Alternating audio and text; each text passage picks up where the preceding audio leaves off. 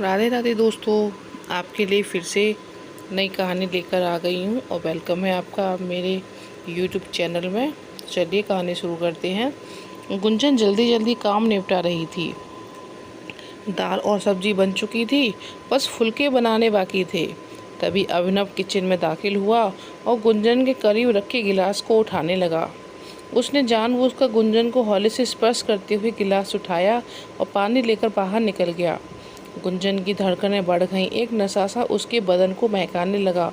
उसने चाहत भरी नज़रों से अभिनव की तरफ देखा, जो उसे ही निहार रहा था। गुंजन की धड़कनें फिर से ठहर गईं। लगा जैसे पूरे जहान का प्यार लिए अभिनव ने उसे आगोश में ले लिया हो। वो दुनिया को भूलकर अभिनव में खो गई थी। तभी अम्मा जी अखबार ढूंढती हुई कमरे में दाखिल हुईं और गुंजन का सपना टूट गया। नजरें चुराती हुई गुंजन फिर से काम में लग गई। गुंजन अभिनव को यहाँ खाना बनाने का काम करती है। अम्मा जी का बड़ा बेटा अनुज और बहू सारिका जॉब पर जाते हैं। छोटा बेटा अभिनव भी एक IT कंपनी में काम करता है। उसकी अभी शादी नहीं हुई है और गुंजन की तरफ आकर्षित है। 22 साल की गुंजन बेहद खूबसूरत है और वह अपने माता पिता की इकलौती संतान है। माता पिता ने उसे बहुत लाड प्यार से पाला, इंटर तक पढ़ाया भी है, मगर घर की माली हालत सही नहीं होने की वजह से उसे दूसरों के घरों में खाना बनाने का काम शुरू करना पड़ा। गुंजन जानती है कि अभिनव ऊंची जाति का पढ़ा लिखा लड़का है और अभिनव के साथ उसका कोई मेल नहीं है। मगर कहते हैं ना, प्यार ऐसा नशा है जो अच्छे अच्छों की बुद्धि पर ताला लगा देता है। प्यार के एहसास में डूबा व्यक्ति सही गलत ऊंच नीच अच्छा बुरा कुछ भी नहीं समझता। उसे तो बस यही लगता है कि यही हो रहा है वो सही हो रहा है। बस किसी एक शख्स का ख्याल ही हर पल रहने लगता है। गुंजन के साथ भी उसे सोते जागते हर समय अभिनव ही नजर आने लगा था। धीरे धीरे वक्त गुजरता गया, अभिनव की हिम्मत बढ़ती गई और गुंजन भी उसके आगे कमज़ोर पड़ती गई। एक दिन मौका देखकर अभिनव ने उसे बाहों में भर लिया। गुंजन ने खुद को छुड़ाने का प्रयास करते हुए कहा, अभिनव जी, अम्मा जी ने देख लिया तो क्या सोचेंगी? अम्मा सो रही हैं गुंजन, तुम उनकी चिंता मत करो। बहुत मुश्किल से आज हमें यह पल मिले हैं, इन्हें यूँ बर्बाद न करो। मगर अभिनव जी, यह सही नहीं है। आपका और मेरा कोई मेल नहीं। गुंजन अब भी सहज नहीं थी। ऐसी बात नहीं है गुंजन, मैं तुमसे प्यार करने लगा हूँ। प्यार में कोई छोटा बड़ा नहीं होता, बस इन जुल्फ़ों में कैद हो जाने दो। गुलाब की पंखुड़ी जैसे इन लबों को एक दफ़ा छू लेने दो। अभिनव किसी भी तरह गुंजन को पाना चाहता था। गुंजन अंदर से डरी हुई थी, मगर अभिनव का प्यार उसे अपनी तरफ खींच रहा था। आखिर गुंजन ने भी हथियार डाल दिए। वह एक प्रेयसी की भांति अभिनव के सीने से लग गई। दोनों एक दूसरे के आलिंगन में प्यार की गहराई में डूबते रहे। जब तक होश आया, गुंजन की आंखें छलछला आईं। वह बोली, आप मेरे साथ तो दोगे ना? जमाने की भीड़ में अकेला तो नहीं छोड़ोगे मुझे? पागल हो क्या? प्यार करता हूँ, छोड़ कैसे दूंगा? कहकर उसने फिर से गुंजन को चूम लिया। गुंजन फिर से उसके सीने में दुबक गई। वक्त फिर ठहर सा गया। अब तो ऐसा अक्सर होने लगा। अभिनव प्यार का दावा करके गुंजन को और करीब ले आता।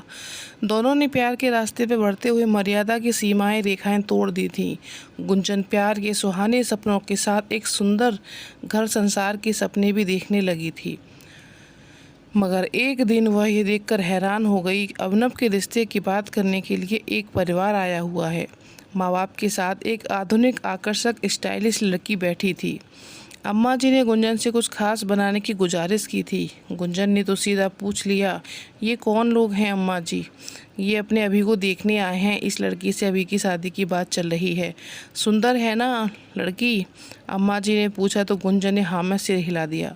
उसके दिलो दिमाग में तो एक भूचाल सा आ गया था। उस दिन घर जाकर गुंजन की आंखों के आगे उसी लड़की का चेहरा घूमता रहा। आंखों से नींद कोसों दूर थी। अगले दिन जब वह अभिनव के घर खाना बनाने गई, सबसे पहले मौका देखकर उसने अभिनव से बात की। यह सब क्या है अभिनव जी? आपकी शादी की बात चल रही है, आपने घर वालों को हमारे प्यार की बातें क्यों नहीं बताई? नहीं गुंजन, अपने प्यार की बातें मैं उन्हें नहीं बता सकता। मगर क्यों? क्योंकि हमारा प्यार समाज स्वीकार नहीं करेगा। मेरे माँ बाप कभी नहीं मानेंगे कि मैं एक नीची जाति की लड़की से शादी करूँ, अभिनव ने बेशर्मी से कहा। तो फिर प्यार क्यों किया था आपने? शादी नहीं करनी थी तो मुझे सपने क्यों दिखाए? तड़प कर गुंजन बोली। देखो गुंजन, समझने का प्रयास करो। प्यार हम दोनों ने किया है और प्यार के लिए केवल हम दोनों ही रजामंदी चाहिए थी, मगर शादी एक सामाजिक रिश्ता है। शादी के लिए समाज की अनुमति भी चाहिए। शादी तो मुझे घर वालों के कहे अनुसार ही करनी होगी। यानी प्यार नहीं, आपने प्यार का नाटक खेला है मेरे साथ। मैं नहीं, केवल मेरा शरीर चाहिए था। क्यों कहा था मुझसे कभी अकेली नहीं छोड़ूंगा? मैं तुम्हें अकेला कहाँ छोड़ रहा हूँ गुंजन, मैं तो अब भी तुमसे प्यार करता हूँ मेरी जान। यकीन करो, हमारा यह प्यार हमेशा बना रहेगा। शादी भले ही उससे कर लूँ, मगर हम दोनों की पहले की तरह ही मिलते रहेंगे। हमारा रिश्ता वैसा ही चलता रहेगा। मैं हमेशा तुम्हारा बना रहूँगा, अभी ने गुंजन को कसकर पकड़ते हुए कहा। गुंजन को लगा जैसे हमारे हजारों बिच्छुओं ने उसे पकड़ रखा हो। वो खुद को अभिनव के बंधन से आज़ाद करे काम में लग गई। आंखों में आंसू बहे जा रहे थे और दिल रो रहा था। घर आकर वो सारी रात सोचती रही। अभिनव की बेवफाई और अपनी मजबूरी उसे तरह रहकर कचोट रही थी। अभिनव के लिए भले ही ये प्यार तन की भूख थी, मगर उसने तो मन से चाहा था, तभी तो अपना सब कुछ समर्पित कर दिया था। इतना आसानी से वो अभिनव को माफ़ नहीं कर सकती थी। उसके किए की सजा तो देनी ही होगी। वह पूरी रात यही सोचती रही, अभिनव को सबक कैसे सिखाया जाए। आखिर उसे समझ आ गया वह अभिनव से बदला कैसे ले सकती है। अगले दिन ही उसने बदले की बैठकता लिखनी शुरू कर दी। उस दिन वह ज़्यादा ही बन संवर कर अभी के घर खाना बनाने पहुंची। वो भी शाम 4 बजे की शिफ्ट में ऑफिस जाता था। अम्मा जी हर दूसरे दिन 2 से 4 बजे तक के लिए मंदिर जाती थी। पिताजी के पैर में तकलीफ थी, इसलिए वे बिस्तर पर ही रहते थे। आज अम्मा जी के मंदिर जाने का दिन था। 12 बजे उनके जाने के बाद वो अभी के पास चली आई और उसका हाथ पकड़ कर बोली, अभिनव जी, आपकी शादी की बात सुनकर मैं दुखी हो गई थी, मगर अब मैंने खुद को संभाल लिया है। शादी से पहले इन दोनों को मैं भरपूर एंजॉय करना चाहती हूँ, आपकी बाहों में खो जाना चाहती हूँ। अभिनव की तो मनमाँ की मुराद पूरी हो रही थी।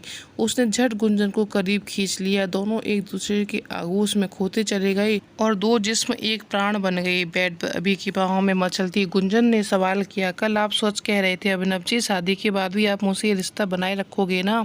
हाँ गुंजन, इसमें तुम्हें शक क्यों है? शादी एक चीज़ होती है, प्यार दूसरी चीज़। हम दोनों का प्यार और शरीर का यह मिलन हमेशा कायम रहेगा। शादी के बाद भी ये रिश्ता ऐसे ही चलता रहेगा, कहकर अभिनव फिर से गुंजन को बेतहाशा चूमने लगा। शाम को गुंजन अपने घर लौट आई। उसे खुद से घिन आ रही थी और वह बाथरूम में गई और नहाकर बाहर निकली और फिर मोबाइल लेकर बैठ गई। आज के उनके शारीरिक मिलन का एक एक पल इस मोबाइल में कैद था। उसने बड़ी होशियारी से मोबाइल का कैमरा ऑन करके ऐसी जगह रखा था जहाँ से दोनों की सारी हरकतें कैद हो गईं। 1-1.5 घंटे का लंबा आतंक वीडियो था। 10 दिन के अंदर उसने ऐसे 3-4 वीडियो और शूट कर लिए और फिर वीडियो एडिट करके बड़ी चतुराई से उसने अपने चेहरे को छुपा दिया। कुछ दिनों में अभिनव की शादी हो गई। 8-10 दिनों में अंदर ही उसने अभिनव की पत्नी से दोस्ती कर ली, उसका मोबाइल नंबर ले लिया। अगले दिन उसने अम्मा जी से कह दिया उसे मुंबई में जॉब लग गई है और अब वो काम पर नहीं आ पाएगी। उस दिन वो अभिनव से मिली भी नहीं और घर चली गई। अगले दिन सुबह सुबह उसने अपने और अभिनव के 2 अंतरंग वीडियो को अभिनव की पत्नी को व्हाट्सएप पे कर दिए। 2 घंटे बाद उसने 2 वीडियो और व्हाट्सएप किए। चैन से घर के काम निपटाने लगी। शाम 4 बजे के करीब अभिनव का फ़ोन आया। गुंजन को इसका अंदाज़ा पहले से था।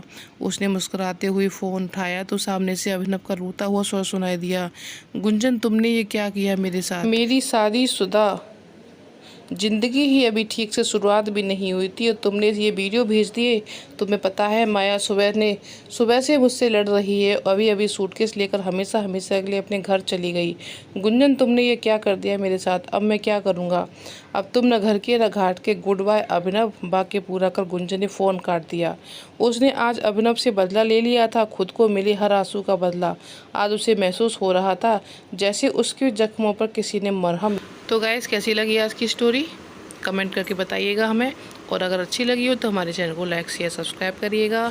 धन्यवाद दोस्तों, मिलेंगे आपको अपनी न्यू कहानी में और आपको इसी तरह की नई नई कहानियाँ आपको हमारे चैनल पे मिलती रहेंगी।